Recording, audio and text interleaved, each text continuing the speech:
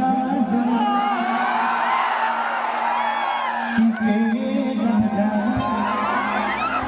तू गड़ी राजा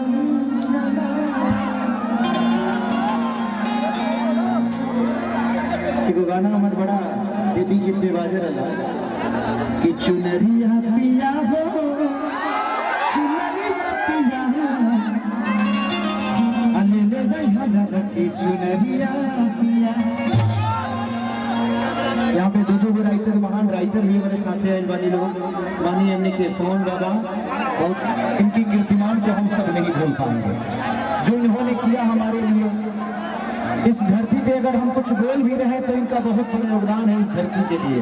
तो मैं चाहता हूं कि जोरदार ताली बाजे हमारे चाचा के लिए।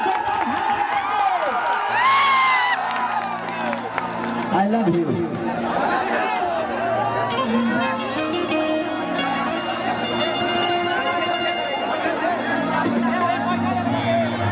और बब्बन भैया को ढेर सारी शुभकामना कि आज बब्बन भैया की वजह से और एगो हमारे चाचा जी मोच उठ के गए रानी हमारे साथ है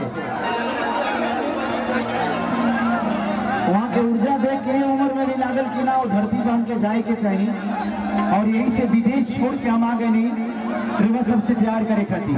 आज खेसरिया दुनिया के कोनो कोना में जाओ तो कहा लेकिन वो उनके आशीर्वाद वाले हलो तब वो लायक बहुत ऐसे हम कोशिश करेंगे कि हर वक्त हर समय रोज सब की मनोरंजन खातिर कुछ नया करी कुछ अच्छा करी ताकि रोज सब के प्यार हमेशा हमारा तो बनल रहे।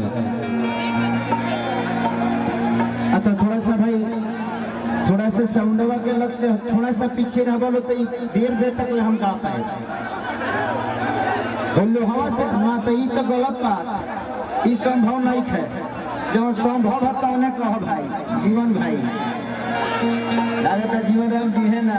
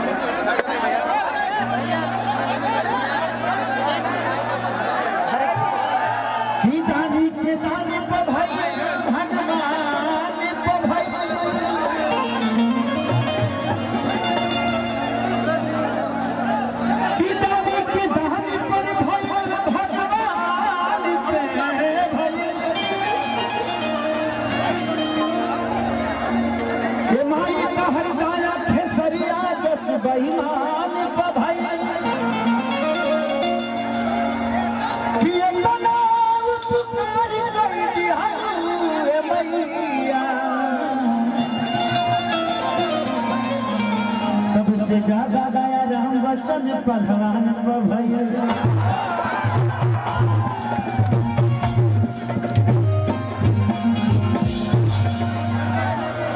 देखिए ये धरती से राम जुड़ गए।